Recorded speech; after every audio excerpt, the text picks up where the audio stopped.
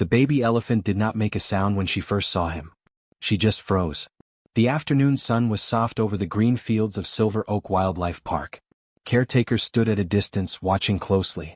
In the center of the yard sat an old man in a folding chair, his gray hair moving slightly in the breeze, his eyes half closed like he was lost in thought. The baby elephant, barely 8 months old, had not let anyone touch her for weeks. Her name was Mira. She had arrived at the park after being rescued from an illegal logging camp deep in the forest. No one knew exactly what she had seen there. But the moment loud noises echoed or a truck engine started, she would shake. At night, she cried in a low rumble that carried across the fields. During the day, she stayed near the fence, watching people but never stepping close. Until that afternoon. The old man's name was Elias Carter. He was 76 years old. He had once worked at this same park almost 30 years ago. Back then he cared for elephants every day. He knew their habits, their moods, the quiet way they spoke without words. Now he walked slowly. His hands trembled a little. His memory sometimes failed him. But when the park director called and told him about Mira, he asked to come. No one expected much. Elias did not try to approach her. He did not stretch out his hand or call her name. He simply sat there, breathing slow, looking at the open sky. His chair faced slightly away from her, giving her space. Mira stared at him for a long time. Her ears were stiff. Her small trunk curled tight under her chin. She shifted her weight from one foot to another, unsure. The wind moved through the tall grass and birds flew overhead, but her eyes never left him. Minutes passed. Then something changed. Mira took one step forward. It was small. Careful. Like the ground might break beneath her. Elias did not move. Another step. The caretakers held their breath. They had tried for weeks to earn even one step of trust. Food had not worked. Gentle voices had not worked. Nothing had worked. Mira walked slowly across the grass until she stood right beside him. She lowered her head. For a second it looked like she might turn away. Instead, she pressed her forehead against his knee. And then, for the first time since her rescue, Mira began to cry. Tears rolled down from her dark eyes, sliding along the deep lines of her small face. Her body shook, not from fear this time, but from something breaking open inside her. Elias looked down at her with quiet eyes. His hand, thin and shaking, moved slowly to rest on her head. What happened next would leave every single person in that park speechless. Elias did not rush to comfort her. He did not wrap his arms around her or pull her closer. He simply kept his hand resting on her head, steady and warm. Mira leaned more of her weight against him. She was small for her age but still heavy.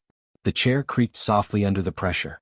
Elias adjusted his feet on the grass so he would not tip over, but he did not remove his hand. The crying did not sound loud. It was deep and low, like a broken hum rising from her chest.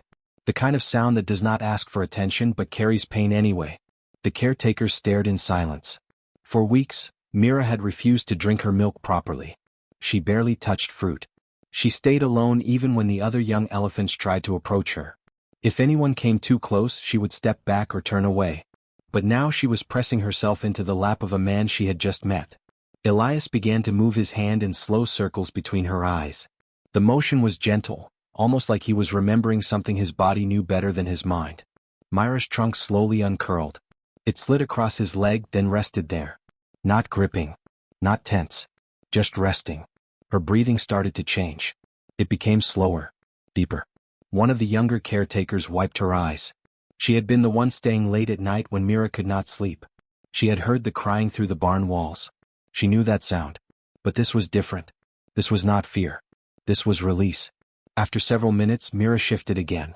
Instead of standing stiff, she bent her front legs slightly and lowered her head further, almost as if she were kneeling. Elias whispered something under his breath. No one heard the words clearly.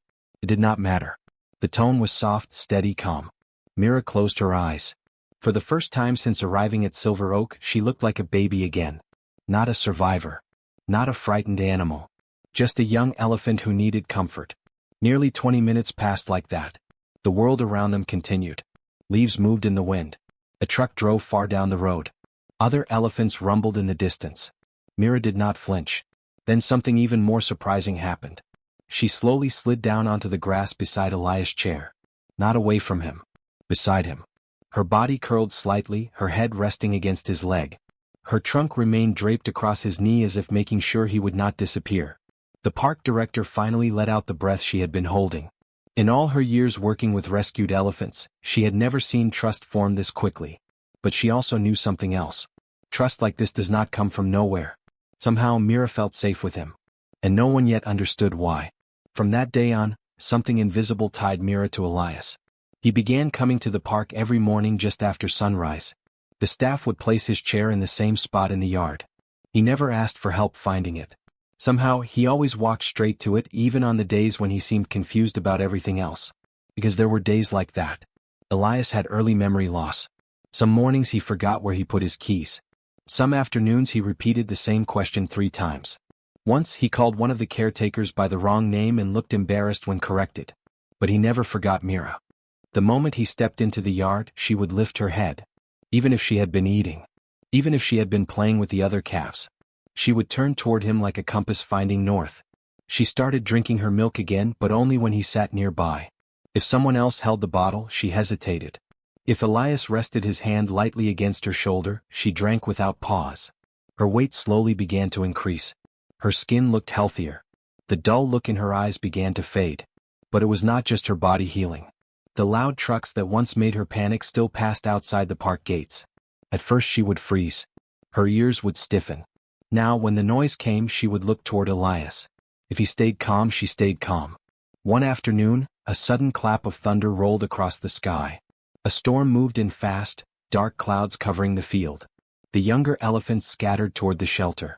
Mira flinched hard, her body tensing. For a split second, the old fear returned to her eyes. Elias did not stand up quickly. He did not grab her. He simply placed both hands on his knees and spoke softly. Mira stepped closer to him instead of running. She pressed her side against his chair as rain began to fall. The caretakers watched from the barn entrance, soaked and stunned. The elephant who once shook at every loud sound now chose to stand through a storm because an old man sat beside her. Weeks passed. Mira began to play again. She chased birds across the grass. She splashed in the shallow water pool. She even started following a larger female elephant named Tara, who had a calm and patient nature. But every single day, no matter what she was doing, she made time for Elias. Sometimes she rested her head on his lap like she had that first afternoon. Sometimes she simply stood beside him, her trunk touching his shoe. Elias brought a small notebook with him now. He wrote short lines over and over again. Mira is safe. Mira trusts me. And sometimes just her name. The handwriting grew shakier each week. One evening, after most visitors had left, a caretaker found Elias standing near the gate, looking confused. He seemed unsure of where he was. Before anyone could reach him, Mira walked up behind him and gently nudged his back with her trunk. He turned slowly. When he saw her, his face changed. The confusion softened. He placed his hand on her forehead like he always did. And just like that, he remembered where he belonged. The day everything changed started quietly. Elias arrived later than usual. One of the staff members walked beside him, guiding him through the gate. His steps were slower. His eyes looked tired. He smiled when he saw the field, but it was the kind of smile that did not fully reach the eyes. Mira sensed it at once. She was near the water pool when he entered, splashing gently with Tara. The moment she noticed him, she stopped. Water dripped from her trunk as she walked toward him without hesitation. Elias sat in his chair, but this time he did not reach for his notebook. His hands rested loosely in his lap. Mira came close and studied his face. He looked at her like he was trying to place a memory that would not stay still. For a long moment, nothing happened. The caretakers felt that same quiet fear growing in their chests. Then Mira stepped forward and pressed her head onto his lap, just like she had on that first day. Only this time she cried harder. Tears rolled down her face, one after another, falling onto his trousers. Her small body trembled, not from fear, but from a deep sadness no one had taught her. Elias blinked slowly. His hand lifted halfway, then paused in the air as if unsure what to do. The field was silent. And then, slowly, his palm found her head. The movement was not smooth like before. It was slower, careful, but it was there. His fingers began tracing the same small circles between her eyes. Mira's crying softened. The park director stepped back, covering her mouth with her hand. Because they understood something in that moment. Elias was forgetting many things. But his body still remembered her. He stayed that way for almost an hour. Mira did not move. She kept her head on his lap, breathing in and out, matching his rhythm. Later that afternoon, Elias' daughter arrived. She had been watching his condition decline for months. The doctors had said it was time for full-time care. He could not safely live alone anymore. This would be his last visit. He did not fully understand that. But Mira did. When it was time for him to leave, he stood slowly.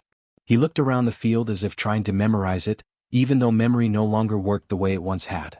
Mira walked beside him all the way to the gate. Before he stepped out, she wrapped her trunk gently around his arm. He looked down at her. For a brief second, his eyes cleared. He smiled in a way they had not seen in weeks. Then he lifted his hand and rested it against her forehead one last time. He left the park that day. He never returned. Winter passed quietly over Silver Oak Wildlife Park. Mira grew stronger. She gained weight. She ran across the fields with the other young elephants. She followed Tara closely and learned how to forage for roots and strip bark from fallen branches. But every afternoon, around the same time Elias used to arrive, she walked to the empty spot in the grass. The staff had left his old chair there. They could not bring themselves to move it.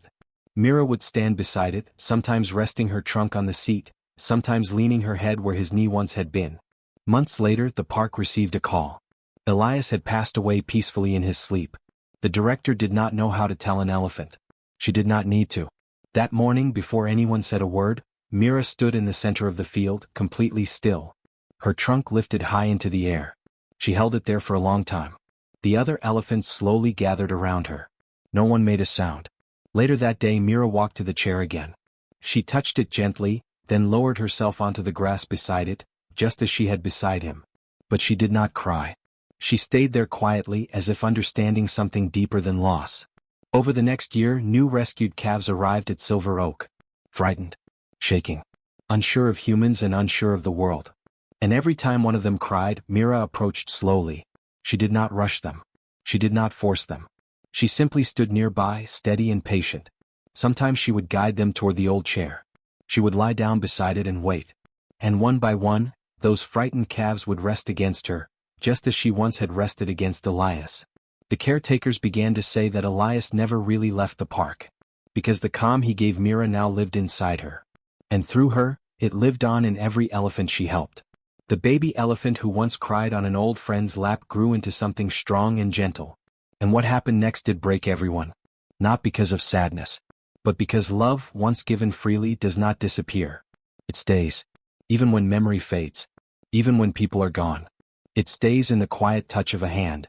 And in the heart of an elephant who never forgets.